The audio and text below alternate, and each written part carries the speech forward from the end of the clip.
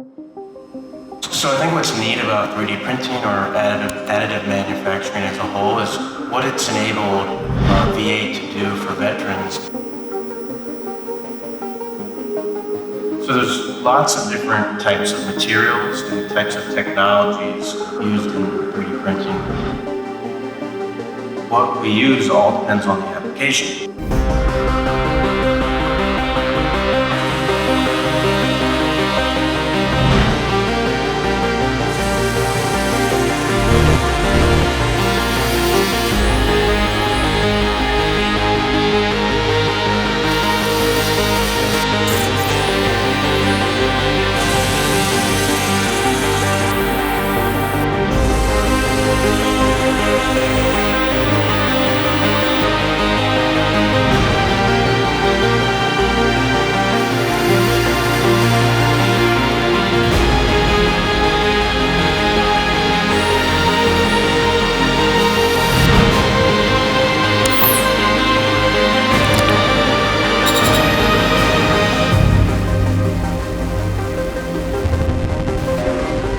A lot of times our surgeons are trying to figure out for CT scans or MRIs how they're going to prepare for the surgery.